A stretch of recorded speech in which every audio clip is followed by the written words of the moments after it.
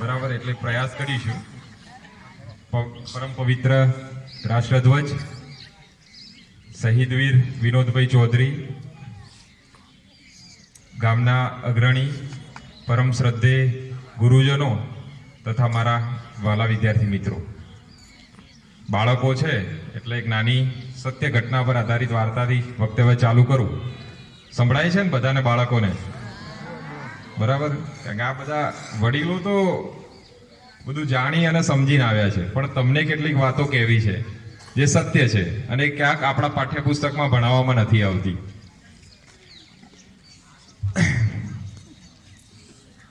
ચંદ્રશેખર આઝાદનું નામ સાંભળ્યું છે ને? એમની માતાનું નામ જગરાની દેવી. ચંદ્રશેખર આઝાદ જ્યારે ભૂમિગત રહી અને ક્રાંતિકારી પ્રવૃત્તિ કરતા હતા, ભૂમિગત એટલે અંડરગ્રાઉન્ડ, બરાબર, કારણ કે અંગ્રેજો પકડી લે જાહેરમાં આવે તો. ક્રાંતિકારી પ્રવૃત્તિઓ દરમિયાન એમના ઘરની પરિસ્થિતિ, જગરાની દેવી એમની માતાની પરિસ્થિતિ એટલી ખરાબ કે કપડાં પણ ફાટેલા અને 2 ટાઈમનું ભોજન પણ નહોતું મળતું. આવી પરિસ્થિતિમાં ખૂબ દારૂણ પરિસ્થિતિ એમની માતા જીવતા હતા. ચંદ્રશેખર આઝાદ ઘરે ધ્યાન નહોતા આપી શકતા, એટલે એમના સાથી ક્રાંતિકારીઓ જે હતા ને બધા, એ સાથી ક્રાંતિકારીઓ આ પરિસ્થિતિ એમને ખ્યાલ આવ્યો. એટલે પેલી ક્રાંતિકારી પ્રવૃત્તિ દરમિયાન કેટલું ધન એમને એકઠું કરેલું, એમાંથી એક ક્રાંતિકારીએ અનાયાસે એમની માતાને થોડાક પૈસા મોકલ્યા, એમ કે ભાઈ એમની થોડીક પરિસ્થિતિ, કમસે કમ ખાવાનું તો મળે. એટલે આ વાતને ત્યાં પૂર્ણ થઈ ગઈ. અમુક સમય બાદ ચંદ્રશેખર આઝાદને આ વસ્તુની ખબર પડી. ત્યારે બંદૂક લઈ અને પેલો જે ક્રાંતિકારી જેને પૈસા મોકલ્યા હતા, એ ક્રાંતિકારી સામે બંદૂક તાકી અને શબ્દ બોલે છે કે ગદ્દાર તે આ શું કર્યું? આ જે ક્રાંતિકારી પ્રવૃત્તિ માટે આપણે જે ધન ભેગું કર્યું છે, એ ભારત માતા માટે જ વપરાવું જોઈએ.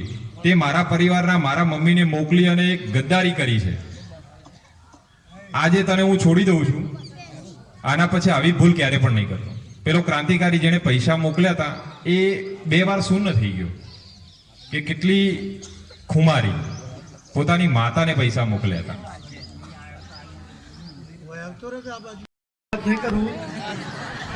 બોલો ભારત માતા કી, શહીદ વીર વિનોદ. આજના પ્રજાસત્તાક દિન નિમિત્તે ગામમાંથી પધારેલ તમામ ગામના સંસ્થાઓના હોદ્દેદારો, વડીલો, યુવાન મિત્રો, માતાઓ, બહેનો, CH ચૌધરી સાર્વજનિક વિદ્યાલય સ્ટાફ પરિવાર સર્વને હું આ નિમિત્તે આવકારું છું.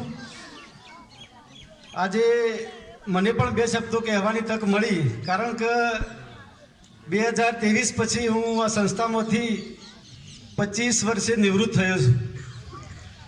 એટલે આ સ્ટાફ પરિવારનો પણ હું ખૂબ ખૂબ આભાર માનું છું. આજે સાહેબે અને ધર્મેશભાઈએ બધી શિક્ષણની વાત કરી, બહુ લોભી વાત નહીં કરું, કારણ કે મેં આ સંસ્થા તમે જોઈ હતી 1995 પહેલાંની. આજે 2023 મેં 25 વર્ષ આ સંસ્થાનો વહીવટ કર્યો છે. જે જૂના વડીલો શું એમને ખ્યાલ તો અહીં શું હતું અને આજે હું છે. મારા ગામના સાથી મિત્રો, રાજકીય માણસો અને દરેકનો સાથ અને સહકાર લઈ આ ગામની એક શાળાને મેં મારાથી જે ભાગ્ય બન્યું એમાં રસ લઈ એક ભાગીદાર બની આ સંસ્થા આજે 0માંથી એક મહેસાણા જિલ્લાની ટોપ લેવલની સ્કૂલ આપણી ગણાય છે.